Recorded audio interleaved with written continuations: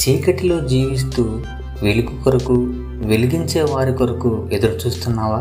అయితే అంధకారపు జీవితాలకు వెలిగింపు, అసత్యపు బోధల నుండి వెలిగింపు, మనో వికాసానికి మదింపు. అసలైన భక్తి అర్థం కాక ఆత్మీయ ఆకలితో అలమటిస్తున్న ఆత్మీయ నేస్తానికే వెలిగింపు అనే ఈ ఆత్మీయ పలకరింపు ప్రతివారం మీకోసం. మరెందుకు ఆలస్యం, నేటి ఎపిసోడ్ విందామా?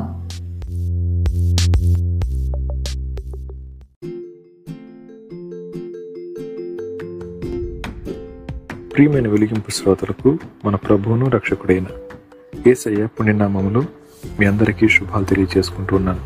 శ్రోతలు, ప్రతివారం వెలిగింపు అనే కార్యక్రమం మీ అందరికీ ఆశీర్వాదకరంగా ఉందని, మీరు కూడా ఆలోచించడానికి సహకారిగా ఉందన్న విషయాన్ని మేము నమ్మి విశ్వసిస్తూ ఈ కార్యక్రమాన్ని ముందుకు తీసుకెళ్తూ ఉన్నాం. ఈ కార్యక్రమం మీద మీకు ఏమైనా సందేహాలు, ఒకవేళ సలహాలు ఉన్నట్లయితే తప్పకుండా మమ్మల్ని సంప్రదించవలసిందిగా కోరుకుంటూ ఈ వారం మనం కార్యక్రమంలో ముందుకు వెళదాం. గత వారం ఒక మనిషి తన పాపం యొక్క భయంకరత్వం నుంచి బయటికి రావడానికి ఉన్నటువంటి అవకాశాల్లో మొదటిదాన్ని మనం చూసాం. రికగ్నైజ్ చేయాలి అనే మాట. మన జీవితంలో ఎటువంటి పాపం వెలువడి చేస్తూ ఉందో దాన్ని మొదట మనం గుర్తించాలి అనే విషయాన్ని గత వారం విన్నాం. ఈ వారం మిగిలిన కొన్ని విషయాలు చూద్దాం. ఒక వ్యక్తి తనలో ఉన్న పాపాన్ని గుర్తించిన తర్వాత ఆ వ్యక్తి తెలుసుకోవాల్సిన రెండో విషయం రియలైజ్ అవ్వాలి. రియలైజ్ తను చేసేటటువంటి పాపం ఎటువంటి పర్యవసానాలు తీసుకుని వెళ్తుందో ఆ వ్యక్తి వెలిగించబడితే తప్పకుండా ఆ వ్యక్తి పాపం నుంచి బయటకు రావడానికి దేవుని సమీపిస్తాడు. అనేక మంది ఈ వెలిగింపు లేని కారణం చేత, రియలైజేషన్ లేని కారణం చేత ఇప్పటికీ పాపంలో చిక్కుకుని బయటికి రాలేక సతమతమైపోతూ తమ జీవితాల్ని నరకప్రాయం చేసుకుంటా ఉన్నారు. అనేక మంది తెలిసి మనం చేసే ప్రతి పాపాన్ని బట్టి ఏదో ఒక విధంగా, అది మానసికంగా కానీ, శారీరకంగా కానీ, ఆత్మీయంగా కానీ, సామాజికంగా కానీ, ఆర్థికంగా కానీ ఎన్నో నష్టాల్ని చవిచూసిన వారమే. కొంతమంది ఆ నష్టాలు గుండా వెళుతున్నటువంటి వారే. నేటి దినాన్న మన సమాజంలో మానసిక వైద్యశాలలు అమితంగా పెరిగిపోతా ఉన్నాయి. మనుషులు ఆరోగ్యానికి ఎన్నో జాగ్రత్తలు తీసుకుంటా ఉన్నప్పటికీ ఎందుకని ఈ మానసిక వైద్యాలయాల అవసరత పెరిగిందో తెలుసా? దానికి వైద్య పరిభాషలో ఈ పదాన్ని వాడతారు. అనేక మంది ప్రజలు నేటి దినాల్లో సైకోసోమాటిక్ డిసీజెస్ గుండా వెళ్తున్నారని, మనసుకు కలిగే గాయాల వలన అవి చూపే ప్రభావాలు శరీరం మీద పడినప్పుడు అటువంటి వాటిని సైకోసోమాటిక్ ప్రాబ్లమ్స్ అంటారు. చాలామంది యవనస్తులు, చాలామంది మధ్య వయస్కులు అన్నీ సక్రమంగానే ఉంటాయి, కానీ వారి మనసులో ఏదో తెలియని వెలితి, ఏదో తెలియని లోపం, ఏదో అపరాధ భావన కొనసాగుతూ మానసికంగా ఒంటరి వాళ్ళై తమ లోపంలో విహరిస్తూ ఉంటారు. కొన్నిసార్లు కుటుంబ పరిస్థితులను బట్టి, కొన్నిసార్లు వ్యక్తిగత పాపాలను బట్టి, కొన్నిసార్లు వారికున్న అనారోగ్య సమస్యలను బట్టి మానసికంగా సమాజానికి, కుటుంబానికి వేరై ఆసుపత్రుల పాలవుతున్న వారు చాలామంది. అన్నిటికంటే ప్రాముఖ్యంగా అపరాధ భావన వలన కలిగే ఈ వ్యాధి అనేక మందిని జీవితాలు ముగించే విధంగా ప్రేరేపిస్తూ ఉంది. గమనించండి, డాక్టర్ దగ్గరికి వెళ్తారు. డాక్టర్ అంటారు, మీకు ఏ వ్యాధి లేదండి, కొంచెం ప్రశాంతంగా పండుకోండి, తగ్గిపోతుంది అని. కానీ నిద్ర వస్తే కదా. కారణం ఏంటో తెలుసా? మనసుకైన గాయాలు మన నుంచి నిద్రను దూరం చేస్తూ ఉంటాయి. అనేక మంది ఈ బాధ గుండా వెళుతున్నటువంటి వారే. గత ఎపిసోడ్లో మనం ఒకసారి ఈ విషయాన్ని మనం ప్రస్తావించుకున్నాం. అయితే ఈ దినాన్న ఎందుకు మరొకసారి జ్ఞాపకం చేసుకున్నామంటే, బయటికి రావాలి అంటే రియలైజ్ కావాలి. నా జీవితాన్ని ఎందుకు ఇలా పాడు చేసుకుంటున్నానని రియలైజేషన్ రాకపోతే అనేక మంది ఇబ్బందులు పాలవుతూ ఉంటారు. చాలా కాలం క్రితం ఒక యవనస్తురాలు హాస్పిటల్ నుంచి ఫోన్ చేశారు. యవనస్తురాలు మాట్లాడుతోంది, అన్న మా అమ్మకు తెలియదు నేను ఎందుకు బాధపడతా ఉన్నాను. మా అమ్మ అనుకుంటుంది నాకు అనారోగ్యంగా ఉందని సెలైన్ పెట్టేస్తా ఉన్నారు, కానీ నాకు ఆరోగ్యం బాగానే ఉందని, నేను బాధపడతా ఉంది మానసికమైన సమస్య అని మా మమ్మీకి తెలియదన్న. ఇప్పుడు నేను హాస్పిటల్లో ఉన్నాను అని కాల్ చేసి మాట్లాడుతూ ఉంది. ఇది అంతైనా నిజం. పాపం మానవుణ్ణి మానసికంగా బలహీనం చేస్తుంది. మీరు విన్నారు కదా, కేఫ్ కాఫీ డే అనే ఒక సంస్థ అధినేత, మనందరికి తెలుసు, ప్రపంచమంతా నివిరిపోయింది, కోట్లకు అధిపతి. కానీ ఆ వ్యక్తి ఒక చిన్నపాటి సమస్య దగ్గర అప్పుల భారం అన్నారు. అది ఎలా తీర్చాలో తెలియక కారు తీసుకొని బ్రిడ్జ్ మీదకి వెళ్ళి సరదాగా చూస్తున్నాను అనుకున్నారేమో, అమాంతంగా దూకాడు. 2 రోజుల తర్వాత శవమై కనబడ్డాడు. ప్రపంచం ఆశ్చర్యపోయింది, ఏంటి బాధ అని. అదే సంస్థ అప్పుల నుంచి తన భార్య బయటికి తీసుకురావడం మనం అందరం చూస్తూనే ఉన్నాం. మానసికమైన సమస్య మనిషి వాస్తవికత నుంచి దూరంగా వెళ్ళిపోవడానికి కారణమవుతుంది. అందుకనే పాపం చేత పట్టబడిన వాళ్ళు ఆ రియలైజేషన్కి రాకపోతే, ఆ వెలిగింపునకు రాకపోతే, వారు ఎంత జ్ఞానులైనా, ఎంత ధనవంతులైనా, ఎంత ఉన్నతమైన హోదాలో ఉన్నవారైనా తమ జీవితాన్ని నష్టాలు కూడా తీసుకెళ్తూ ఉంటారు. కాబట్టి పాపం ఈలోక సంబంధంగా నష్టం తీసుకురావడం మాత్రమే కాదు, ఒక వ్యక్తిని నిత్య నాశనాన్ని కూడా తీసుకుని వెళ్ళిపోతూ ఉంటుంది. ప్రియమైన శ్రోతలారా, ఈరోజు ఈ మాటలు వింటా ఉన్న మీరున్న స్థలాల్లో ఒకసారి ఆలోచించండి, మన జీవితానికి ఇలా అవడానికి కారణం ఏంటి? ఎక్కడో మనం ఇచ్చినటువంటి చనువు, ఎక్కడో మనం ఇచ్చినటువంటి అవకాశం, ఎప్పుడో మనం తీసుకున్నటువంటి నిర్ణయాలు ఈ దినాన్న మనం అనుభవిస్తా ఉన్న పరిస్థితి కారణం కాదు. అందుకని ఒక వ్యక్తి బయటికి రావాలి అంటే రియలైజేషన్ కావాలి. ఆ తర్వాత 3వ విషయం అత్యంత కీలకమైంది. ఈ విషయాన్ని కొద్దిగా ఆలోచిద్దాం. మొదటిది రికగ్నైజ్ చేయాలి. 2వది పర్యవసానాల విషయంలో వెలిగించబడాలి. వెలిగించబడటం అంటే కళ్ళు తెరుచుకోవాలి. 2వది. 3వదిగా రిపెంట్ అనే మాట, పశ్చాత్తాపడాలి. పశ్చాత్తాపం అనేది 2 రకాలు. ఇక్కడ ఒక విషయాన్ని మీకు చెప్తాను. మీరు కూడా ఏదో ఒక సందర్భంలో ఇలా చేసినటువంటి వారే.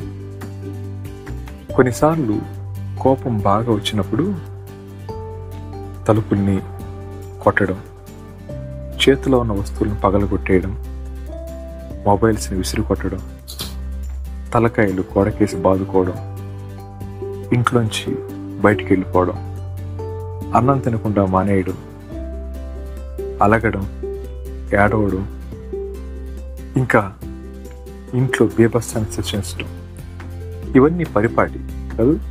ఎందుకు తెలుసా? తను తప్పు చేశానన్నటువంటి భావన ఒక వ్యక్తికి కలిగిన తర్వాత లోపల మనస్సాక్షి ఆ వ్యక్తిని మౌనంగా ఉండలేదు. ఆ క్రమంలో చాలామంది తాము చేసిన తప్పుకి తామే అనుభవించాలి అన్న దృక్పథంతో తమ శరీరాలను గాయపరుచుకునేవాడు కొంతమంది, వస్తువులను విరగొట్టేవాడు కొంతమంది, గోడల మీద, తలుపుల మీద, వాహనాల మీద ప్రతాపం చూపించేవాడు కొంతమంది. అది నిజమైన పశ్చాత్తాపం కాదు, దాన్ని రిమోర్స్ అంటారు. ఈ మాట దగ్గర కొన్ని విషయాలు చెప్తాను. తప్పు చేసిన భావన వచ్చిన తర్వాత ఆ వ్యక్తి దేవుని యొక్క పాదాల దగ్గరికే రావాలి, కానీ తన పాపానికి ఎవరు ప్రాయశ్చిత్తం చేసుకోలేరు. అలా మీరు ఎంత దూరం వెళ్ళిపోతా ఉన్నా ఎప్పటికీ మీ మనసులో నెమ్మది రాదు. అలాంటి పరిస్థితుల్లో పాపం మానవుణ్ణి ఒంటరి చేస్తుంది, పాపం మానవుణ్ణి బలహీనం చేస్తుంది, పాపం మానసిక రోగిగా మారుస్తుంది. ఇలాంటి పరిస్థితుల్లో మనిషి పశ్చాత్తాపడాలనే భావన కలిగినప్పటికీ నేను చేసిన పొరపాటుని దేవుని దగ్గర చెప్పుకుంటే చిన్నతనం అయిపోతుందేమోనని, సిగ్గైపోతుందేమోని అనుకుని తమలో తామే ఆలోచించుకుంటూ, తమలో తామే కుమిలిపోతూ తీవ్రమైన నష్టాన్ని కొని తెచ్చుకుంటూ ఉంటారు. పశ్చాత్తాపం అంటే ఉన్న పాటున ఎలా ఉన్నామో అలానే దేవుని దగ్గరికి వచ్చి, అయ్యా నా యథార్థమైన స్థితి ఇది అని దేవునితో మనం మాట్లాడి ఆయన దగ్గర సమ్మతిపరుచుకునే పరిస్థితిని పశ్చాత్తాపం అంటాం. బైబిల్ ఏమంటుందో తెలుసా? విరిగి నలిగిన మనసును దేవుడు అలక్ష్యం చేయుడు అని. ఈ మాట మీకు అర్థమవడం కోసం ఒక విషయాన్ని చెప్తాను. ఎందుకు పశ్చాత్తాపడాలి అంటే, ప్రతి మనిషి కూడా తను చేసిన పాపాన్ని బట్టి దేవుని యొక్క ఉగ్రత కోసం ఎదురు చూస్తూ అనుకుంటున్నాడు. కానీ దేవుని యొక్క అపారమైన ప్రేమ ఆ వ్యక్తికి అనేక అవకాశాలు ఇస్తూ హేతువు లేని ఆ ప్రేమను మన మీద కనబరుస్తూ ఉంటే, ఆ ప్రేమను గుర్తించలేని మనిషి పాప నివారణ కోసం భూమి మీద చేయని ప్రయత్నాలు, ఆ ప్రయత్నాల్లో భాగంగా మంచి పనులే చేస్తారో, దాన ధర్మాలే చేస్తారో, తమకున్న వస్తువులను ఇచ్చేస్తూ ఉంటారో, పేద ప్రజలు ఆదుకుంటూ ఉంటారో, పాప భీతి నుంచి బయటికి రావడానికి మానవుడు చేయని ప్రయత్నం లేదు. ఎంత ప్రయత్నం చేసినా హృదయంలో అపరాధ భావన కొనసాగుతూనే ఉంటుంది. ప్రియ శ్రోతలు, మీ లోపల ఇలాంటి భావన కలిగి ఉన్నారా? అయితే దేవుడు మీతో మాట్లాడుతున్న ఈ శ్రేష్టమైన సమయం, దేవుని దగ్గరకు వచ్చి ఒక స్నేహితునితో మాట్లాడినట్టుగా మన హృదయాన్ని ఆయన దగ్గర పంచుకుంటే ఆయన తప్పకుండా మన పాపాన్ని క్షమించి మన హృదయానికి నెమ్మదినివ్వగలడు. అది దేవునికి మాత్రమే సాధ్యం. ఆయన మాత్రమే మన జీవితాన్ని బయటకు తీసుకురాగలడు. అయితే బైబిల్లో ఒక మాట రాయబడి ఉంది, రోమాపత్రిక 2వ అధ్యాయం. ఏమన్నా తెలుసా? 4వ వచనం, దేవుని అనుగ్రహం మారు మనసు పొందుటకు నిన్ను ప్రేరేపించుచున్నదని ఎరుగక ఆయన అనుగ్రహ ఐశ్వర్యమును సహనమును దీర్ఘశాంతమును తృణీకరించుదువా? నీ కాఠిన్యమును మార్పు పొందని నీ హృదయమును అనుసరించి ఉగ్రత దినమందు, అనగా దేవుని న్యాయమైన తీర్పు బయలుపరచబడు దినమందు నీకు నీవే ఉగ్రతను సమకూర్చుకుంటున్నావు.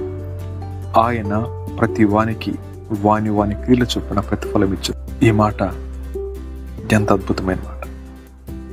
11 అంటారు, దేవునికి పక్షపాతం లేదనే మాట. దేవుని యొక్క అనుగ్రహ ఐశ్వర్యం, సహనం, దీర్ఘశాంతం మనలను మారు మనసు పొందడానికి ప్రేరేపిస్తా ఉంది అనే మాట. అందుకే నాకన్నాను, ప్రతి మనిషి కూడా వెంటిలేటర్ మీద ఉన్నాడు. వెంటిలేటర్.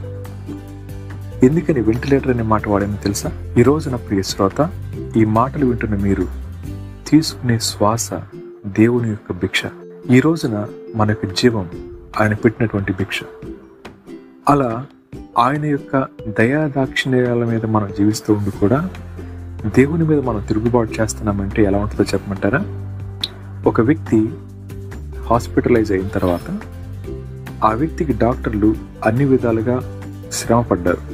కానీ చివరి దశలో అవకాశాలు సన్నగిల్లిపోతూ ఉన్నప్పుడు ఆ వ్యక్తిని తీసుకుని వెళ్ళి వెంటిలేటర్ మీద పెడతారు. నోటి నిండా పైపులు ఉంటాయి, చేతులకు పైపులు ఉంటాయి, కాళ్ళు కట్టేసి ఉంటాయి, అని తెలియదు నాకు. అలాంటి పరిస్థితుల్లో ఒకవేళ డాక్టర్ వెళ్ళి ఆ వెంటిలేటర్ మీద ఉన్న రోగికి పరిచర్య చేస్తూ ఉన్నప్పుడు ఒకవేళ ఆ రోగి ఆ డాక్టర్ని కొడితే, ఆ డాక్టర్ మీద తిరుగుబాటు చేస్తే, డాక్టర్ చేతులు ఏముందో తెలుసా అండి? ఆ నోట్లో పెట్టినటువంటి పైపుల మీద 1 నిమిషం కాలేసి ఉంచున్నారు అనుకోండి, ఆ ఊపిరి ఆగిపోద్ది, అక్కడే మానవుడు చచ్చిపోతాడు. కానీ తెలియక ఆ పేషెంట్ కనుక అలా తిరుగుబాటు చేస్తే అర్థమవుతుంది కదా. ఇప్పుడు మనిషి పాపం చేస్తూ దేవుని యొక్క అనుగ్రహం మీద దాడి చేస్తూ ఉన్నప్పుడు, దేవుని యొక్క కృపను అర్థం చేసుకోలేక తిరుగుబాటు చేస్తూ ఉన్నప్పుడు ఏ పాటి వాళ్ళమండి మనం? ఏ పాటి వాళ్ళు? కానీ దేవుని యొక్క కృప మనందరి కోసం దీర్ఘశాంతంతో అనుగ్రహ ఐశ్వర్యాన్ని మన మీద కురిపిస్తూ ఉన్నప్పుడు ఉన్న పాటున ఆయన ఎద్దుకు రావాలి. ఒక వ్యక్తి హాస్పిటల్కి వెళ్ళేటప్పుడు యాక్సిడెంట్ అయిందనుకోండి, మార్గ మధ్యలో హాస్పిటల్కి వెళ్ళేటప్పుడు అలాగే తీసుకెళ్ళిపోతారా? లేకపోతే ఇంటికి తీసుకెళ్ళి స్నానం చేయించి కొత్త బట్టలు వేసి తీసుకెళ్తారా? యాక్సిడెంట్ స్థలం నుంచి నేరుగా తీసుకెళ్తారు కదా. అక్కడికి వెళ్ళిన ఒక డాక్టర్, ఏమండి ఈ వ్యక్తి శుభ్రంగా లేడు, కొంచెం స్నానం చేసి తీసుకుని రండి అని చెప్తారా? లేదు కదూ. కానీ మరి ఎంతకాలంగా మీరు ప్రియ శ్రోతలు దేవుణ్ణి నమ్ముకోండి అంటే ఇప్పుడే కాదండి, నేను అంత మంచివాడిని కాదండి, మంచిదని కాదండి, నా లోపల చాలా పాపాలు ఉన్నాయండి, వాటిన్నిటిని విడిచిపెట్టిన తర్వాత నెమ్మదిగా ప్రయత్నిస్తానంటున్నారు కదా. జాగ్రత్త, ఆయన పరమ వైద్యుడు. పాప మలినం చేత పంకిలమైన మన జీవితాన్ని కడగడానికి ఆయన నేరుగా సిద్ధంగా మన కోసం ఎదురు చూస్తూ ఉండగా ఆయన సహనంతో చెలగాట పాడటం మనకంత క్షేమం కాదు. ఈ దినాన్న దేవుడు మనతో మాట్లాడుతూ, అయ్యా ఈరోజైనా నా ప్రేమను అర్థం చేసుకుంటారా అని ఆయన బ్రతిమలాడుతూ ఉండగా మీరున్న పాటున, అయ్యా నా స్థితి ఇదండి, నేను బయటికి రాలేకపోతున్నాను అని యేసయ్య శిలువ మీద కాచిన రక్తాన్ని జ్ఞాపకం చేసుకుంటూ ఆయన నీకు నాకు మధ్యవర్తి ఉన్న కారణం చేత మన మీదికి రావాల్సిన శిక్ష ఉగ్రత ఆయన మీద పడి ఆయన శిక్ష అనుభవించి మనం విడిపించిన కారణం చేత ఈ దినాన్ని మేలు పొందుతున్న మనం కృతజ్ఞతాపూర్వకంగా ఆయన వైపు చూడగలిగితే, యథార్థంగా మన స్థితిని ఒప్పుకొని విడిచిపెట్టగలిగితే తప్పకుండా ఆయన మనం క్షమించగలడు. పశ్చాత్తాపం దగ్గర మన నుంచి ఏమీ కోరుకోదు, కానీ ఉన్న పాటున ఉన్న విధంగా దేవుని దగ్గరికి వచ్చి ఆయన పాదాలు పట్టుకోవడమే. యేసయ్యా నేను పాపిని, నన్ను క్షమించండి అనే మాట మనం చెప్పగలిగితే ఆ క్షణాన్న తప్పకుండా మనల్ని క్షమించి తన బిడ్డలుగా చేసుకోవడానికి ఆయన ఇష్టపడతా ఉన్నాడు. కానీ అనేక మంది పశ్చాత్తాపానికి, రిపెంటెన్స్కి, రిమోర్స్కి వ్యత్యాసం తెలియక పశ్చాత్తాపం అన్నప్పుడు ఉన్న పాటున ప్రభు దగ్గరికి రాగలగరు.